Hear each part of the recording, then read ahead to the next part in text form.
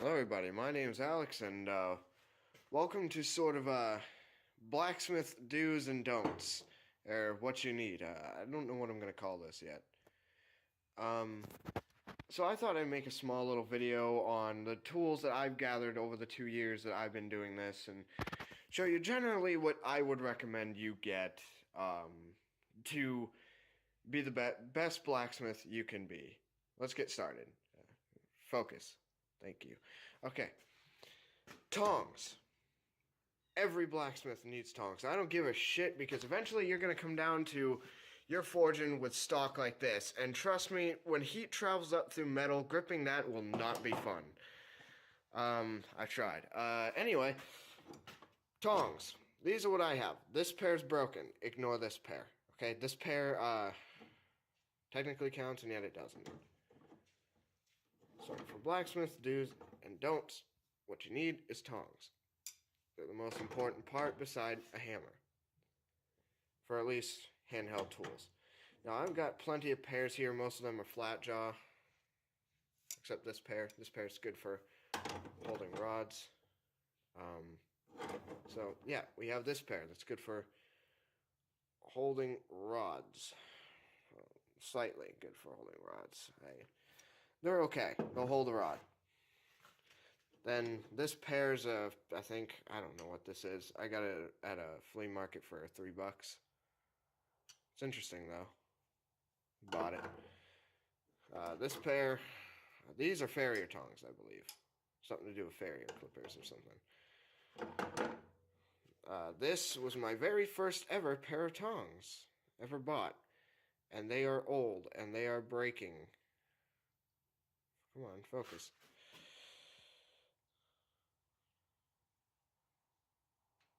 They're breaking. They're old. I wish this camera was better.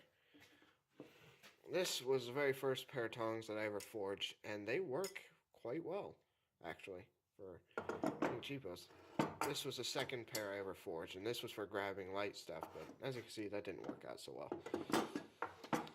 But these large ones are actually a lot heavier than they look.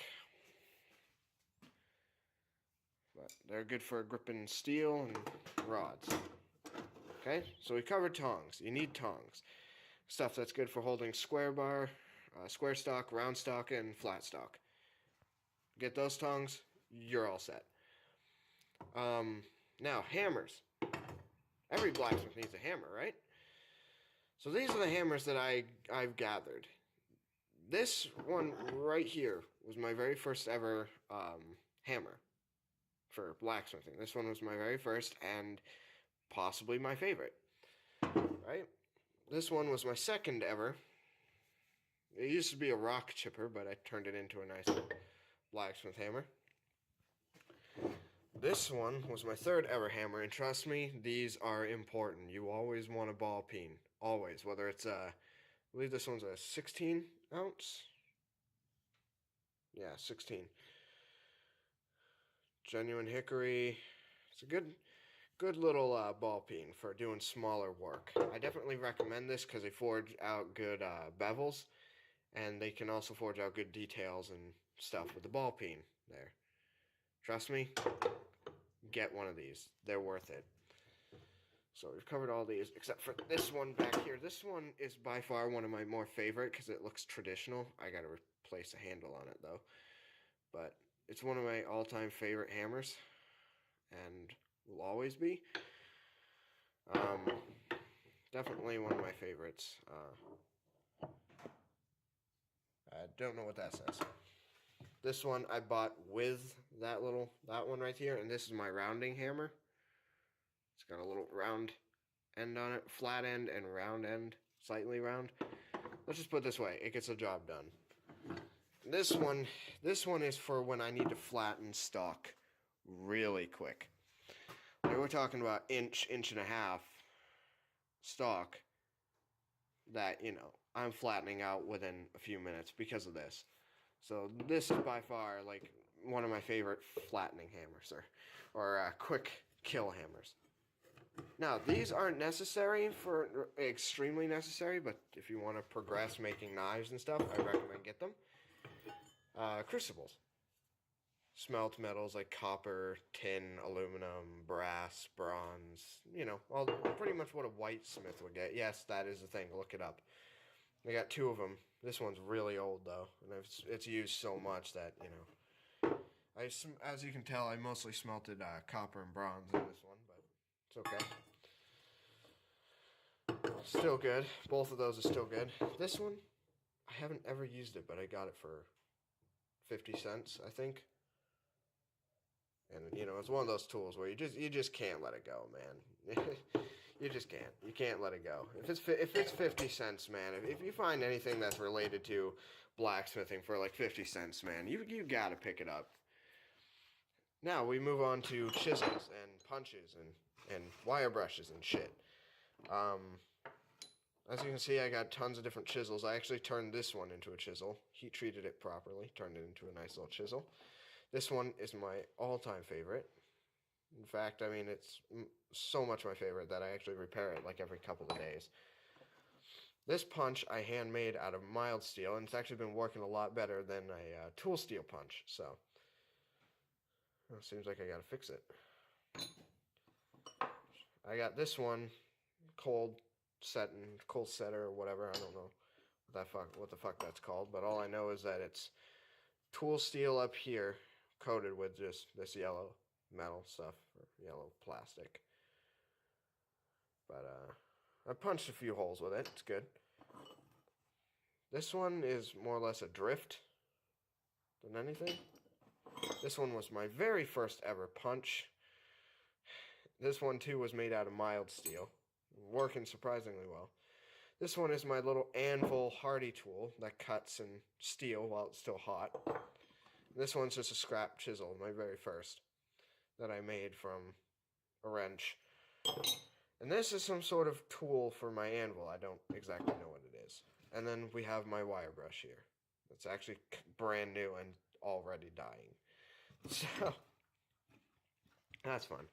So those are mostly the tools you'll need. Yes, this is a vise. You are going to need like 2 or 3 of these. Like seriously, hands down, they are one of the most useful tools a blacksmith could ever buy. Even these little table ones that don't have the legs on them, they're still very, very, very useful. And you can replace the jaws on them, so you can get different types of jaws, whole different types of metal and stuff. Very useful. I have one of these that came from my grandpa's drill press. Also very useful. Pretty much the exact same thing as that, but except it's facing this way instead of this way. These are the gloves. You're always going to need gloves in blacksmithing. I don't care who you are, you're going to need them. You can see which pair I use more. Yeah. Yeah, you can definitely see which pair I use more. Yep. Completely open. I can slip my pinky through there. I can slip my fingers through these 2 holes. My thumb through that one. As you can see, you can definitely tell which one I use more. But, yeah. My poor glove. This thing has served me well. But these gloves are only like a year old, too. See, I don't use this one as often because when you're hammering something, I use this arm, like, I'd say,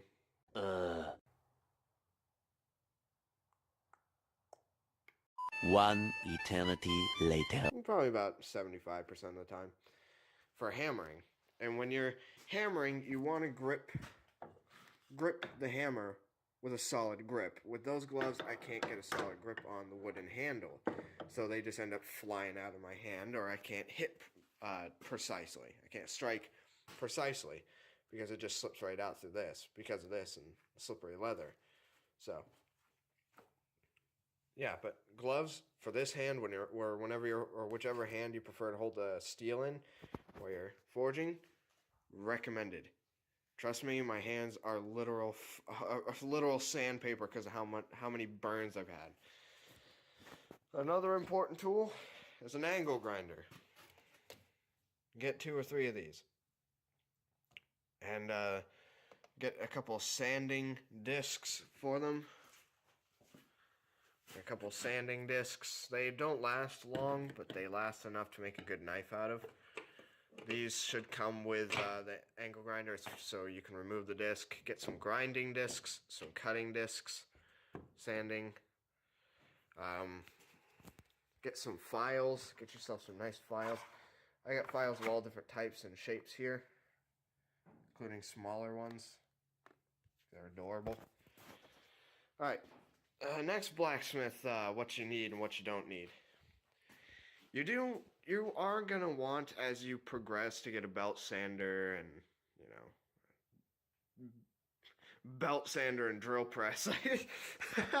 Drill press and belt sander, and one of these little tabletop grinders here. These are always going to be important, because this will help you form the knife blade better and the knife profile and everything. That'll help you a lot. The drill press will make accurate holes where you need it to, because I don't have a vise for this thing. I'm using these. But the drill press is always good. It's always good to have. Now, you're going to need some kind of an anvil. Well, this is mine, and sort of in the blacksmithing world, we call these ASOs, anvil-shaped objects. Now, this may look like an anvil, but it's made of cast iron. Well, if you check out my cast iron review, or my anvil review, the 55-pound cast iron one, this is it. But I've had this thing for 3-something years now, and it works. It's a good little anvil for the stuff I do. If you're just beginning in knife making, or just beginning in, making little tiny odds and ends, get it. It's a good anvil. It really is. It's really good. Now, a forge. What I have here, and this is something a lot of blacksmiths struggle with, is what they want for their forge. What I have here is a standard brake drum forge held together by nuts and bolts and washers. 2-inch flange underneath, holding it all together. Yes, we had to screw in some custom holes, but you can do that. Or drill in some custom holes, but you can do that. Use some cast iron screw-in pipe, screwed it all together. Yeah, and it works. Put a little cap on it. Altogether, this forge cost me $40. Now for fuel, I'm using coke. Yes, this may look like a weird type of coke, but it's anthracite coke. And coal. Now, anthracite coal is definitely one of my favorite, but the only issue is it can generate a lot of clinkers, but I don't really care about that because it's easy enough to stir around the fire. Now, when you're first starting a coal fire, you want to use little tiny pieces to light the coal, or to light the fire. Don't use these large pieces because they're harder to light. But, yeah, to light it, I use newspaper and charcoal. I gotta break all this shit up to make this little stuff down here. See, this is what I'm looking for charcoal. This is the good stuff. That lights the fire really quick. That's just for making gunpowder or whatever. Because, yeah, I make gunpowder. I dabble in that sort of thing because I want to learn how to make ammunition or fireworks or explosives for, end of the world apocalypse. No, I'm just bullshitting you. This is just old charcoal, like 3-year-old charcoal, homemade too. But then you got all your miscellaneous stuff. If you're forge welding, you want that stuff right here, this stuff right here. If you're forge welding, you want that. I got my little light there, outlets, basically everything I need. I got everything I need. But if you're just starting off, tongs, little miscellaneous hammers and stuff, miscellaneous chisels, a wire brush. Pick up whatever you can in blacksmithing. If you can't afford it, don't worry about it. You can always make it too. But whenever I'm forging out something really large and I gotta let it cool while I'm working on the other half, let's say tongs, I'll place it on the fire brick there so that way it cools and doesn't damage the pavement. I put all the clinkers and the ash and stuff right in there. And this, yes, you're going to need some sort of forge blower. And this came from an ATM machine. It's like a little fan. If I could get it open.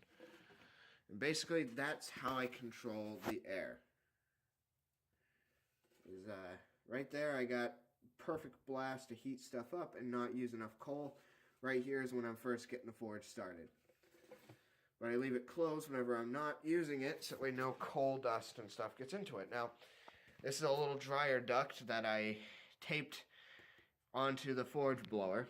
As you can see, I taped it right on and sent it right on in and adapted it to that cast iron pipe that comes this way. So now all that oxygen or air that's being blown in from this goes right in through there and up out through the forge, which lights it, which gives me the oxygen. Which if you're a blacksmith, you know how that works. You know, it's not rocket science. It's pretty basic.